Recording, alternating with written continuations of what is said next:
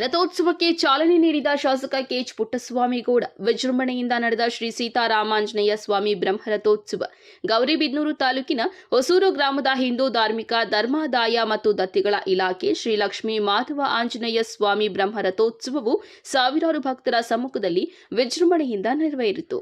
ಪ್ರತಿ ವರ್ಷದಂತೆ ಈ ವರ್ಷವೂ ಶ್ರೀರಾಮನವಮಿ ಮರುದಿನದಂದು ಬ್ರಹ್ಮರಥೋತ್ಸವ ನಡೆದುಕೊಂಡು ಬರುತ್ತಿದೆ. ಬೆಳಿಗ್ಗೆಯಿಂದಲೇ ಮೂಲ ಪುರಾಣ ಪ್ರಸಿದ್ಧ ಸ್ವಾಮಿ ಮತ್ತು ಗ್ರಾಮದಲ್ಲಿ ಇರುವ ದೇವಾಲಯದಲ್ಲಿ ವಿಶೇಷ ಪೂಜೆ, ಅಭಿಷೇಕ, ಹೂವಿನ ಅಲಂಕಾರ ಸೇರಿದಂತೆ ವಿವಿಧ ಪೂಜೆಗಳು ನೆರವೇರಿದವು. ಸಂಪ್ರದಾಯದಂತೆ ಪೂಜಾ ವಿಧಿವಿಧಾನಗಳು ನೆರವೇರಿದ ನಂತರ ಶಾಸಕ ಕೆಎಚ್ ಪುಟ್ಟಸ್ವಾಮಿಗೌಡ ಪೂಜೆ ಸಲ್ಲಿಸುವ ಮೂಲಕ ರಥೋತ್ಸವಕ್ಕೆ ಚಾಲನೆ ನೀಡಿದ್ದಾರೆ. ರಥಕ್ಕೆ ಭಕ್ತರು ಹಣ್ಣು ದವನ ಎಸೆಯುವ ಮೂಲಕ ಭಕ್ತಿ ಸಮರ್ಪಿಸಿದ್ದಾರೆ. ರಥೋತ್ಸವದ ಅಂಗವಾಗಿ ಶ್ರೀ ದೇವರಾಜು ಮತ್ತು ಅನಿಲ್ ಕುಮಾರ್ ಕುಟುಂಬದವರಿಂದ ಭಕ್ತರಿಗೆ ಪಾನಕ ಸೇವೆ ಮತ್ತು ಅನ್ನದಾಸೋಹ ಸೇವೆ ನಡೆಸಲಾಯಿತು. ಬಿಸಿಲಿನ ನಡುವೆಯೂ ಉತ್ಸಾಹದಿಂದ ಪಾಲ್ಗೊಂಡ ಭಕ್ತರು ಮಧ್ಯಾಹ್ನದ ವೇಳೆಗೆ ಬಿಸಿಲ ತಾಪವು ಹೆಚ್ಚಾದಂತೆ ಬರಿಗಾಲಲ್ಲಿ ರಸ್ತೆಯಲ್ಲಿ ನಡೆಯುವುದೇ ಕಷ್ಟವಾಗಿತ್ತು. ಜೊತೆಗೆ ಬಿಸಿಲಲ್ಲಿ ಗಂಟೆಗಟ್ಟಲೆ ನಿಂತುಕೊಂಡು ಬಿಸಿಲನ್ನ ಲೆಕ್ಕಿಸದೆ ರಥೋತ್ಸವವನ್ನ ಭಕ್ತರು ಕಣ್ತುಂಬಿಕೊಂಡರು.